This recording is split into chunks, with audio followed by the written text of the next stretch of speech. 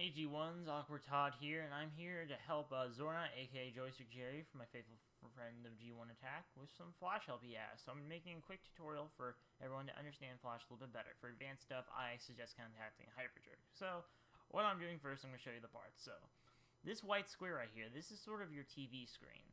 Anything you place and animate within this window, it'll show up in your video.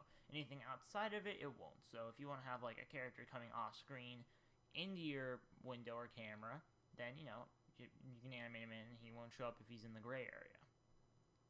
You can kind of use this as the camera, but regardless, up here is your timeline, and this timeline is in frames per second, also known as FPS, which means that, see, it's right now, default is 12, which means in 12, or not 12 seconds, in 1 second, 12 frames will play, so 12 of these suckers will go by. So with that, then you can base your speed, and what you need to do is you start off with this blank right here. This is a blank keyframe, and it always starts off with a keyframe because you need a keyframe because it sort of is a identifying image, which means this is kind of a unique image. So like for example, right now it's let's draw on it. So let's take the pen tool or the pencil tool, and you draw like a little squiggly line here. So now it's filled in, which means it's full with something, so it's not blank anymore. So now it's just a keyframe. This is a unique image that you drew in here. Now what you can do is you can go to 10 frames, for example, and you can insert frame. That's just going to insert a frame that's going to extend it out. So now you'll see the exact same image across these entire frames. Now you can also remove that if you don't like that. You just right click, go to remove frames, and you're back to a single one again.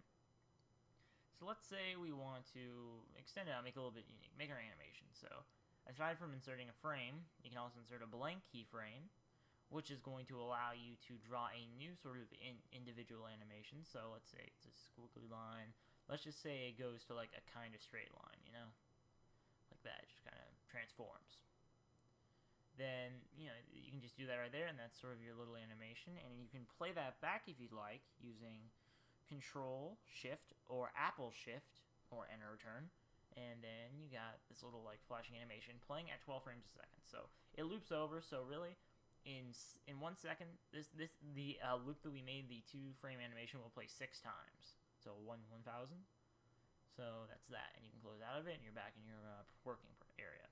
But something else you can do, which is what I use a lot, it depends sort of on what type of animator you want to be. You can insert a keyframe. And that's going to insert a keyframe that's just a copy of the past keyframe that you were on. So now I have this line, and let's say I want to use the tool, the identifier tool, and you can either click it and move it like that, or like if I want to straighten it, I can come here and I'll get a little curvy signal, and then I can curve it. Just kind of play around with it. This isn't that important. So you see, it sort of straightens out, and then based on the animation, I can make it move, or let's start another one, like another keyframe. I can press Q on the keyboard, and I can rotate it, so it's a rotating, straightening line like that. You see, you can get as sophisticated as you want with it, but if you insert a keyframe, it'll copy that exact frame, so you can sort of move it and maneuver it and modify it the way you want, so it'll fit what you're doing.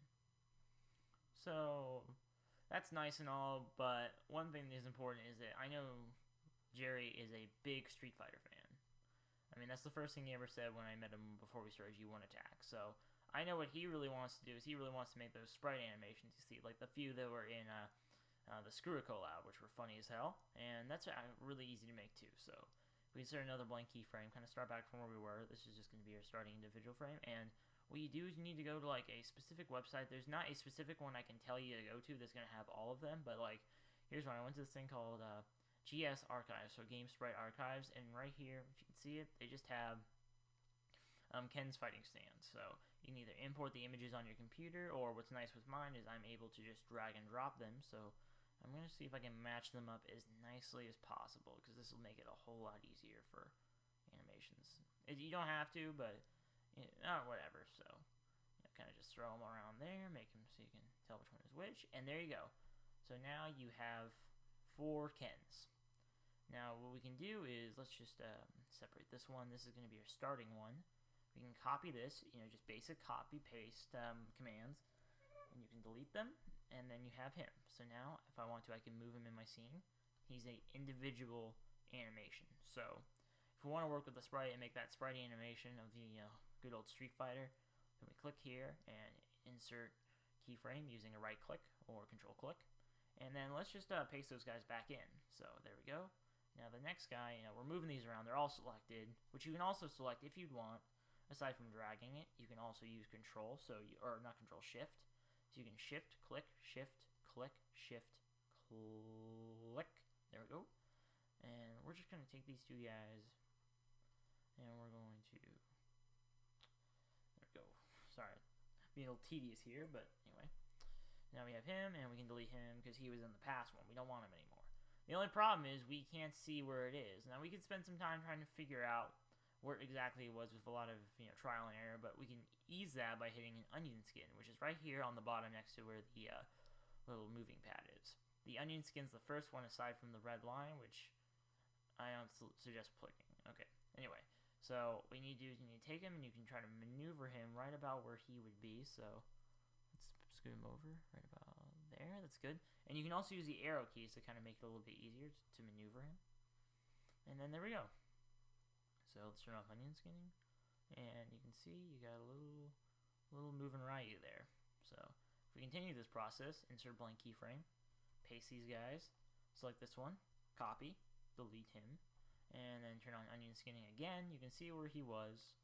Let's move it over so we only see the last one we did. And this, you just click these and you move them. It's a little hard to work with, but you'll get used to it. And then you maneuver him. Yeah. And then you fine-tune with your arrow keys. And there you go. You got him again. And then after that, you insert blank keyframe. And you paste him. Maneuver him again. And there we go. It's pretty basic, but it works. So let's play him back by hitting Control, Shift, Enter, Return. Wait, not Shift. My bad. Control, Enter. I don't know why I was saying that. My apologies. Control, Enter, or Apple, Enter, and you get a little animation. Oh, a little bit choppy, but again, you can play with it. So you can maneuver it around. That's my bad. Kind of looks like he's like floating in water or something. But regardless, we can always go back and we can maneuver the frames a little bit. So let's turn off onion skinning. And then we can play back, and you see he kind of dips right there, so we want to maneuver him just a bit. Yeah, it's not perfect, but again, you can play with it. So this is a personal error on my part. This is not a problem with the program. The program works really nicely. So if you want to, like if you were adding stuff in the background, you can copy these. So right click it, copy frames, paste frames. You can extend it. Extend it again. You can increase the speed of the animation by clicking your 12.0 FPS right there, and you can go to like a 24 or something like that. Just for a little background information, 12s in the industry is known as 1s, 24 is known as 2s. I'm not sure what 30 is. All I know is that 30 was the original FPS of Halo, and then 60 FPS is most standard FPSs. Kind of mixing double entendre, but regardless. So another important thing is there's things called layers. Now in layers, this allows you to make more complicated animations. So here's your layer name, and this is your layer information. So here, I could sort of like outline it so I know about where it is. That's layer properties. Let's turn it off. You can lock your layer, and which locking will not allow you to draw or modify it, and then you can close this layer so you can't see it. Then you can also name it, double click, and you can name it like Ken. So quickly I'm going to show you that you can also add new layers. So you can click down here where it says insert layer, which is right here on the bottom task, delete layer. It's the little like square thing. You click that, and then you got a new layer.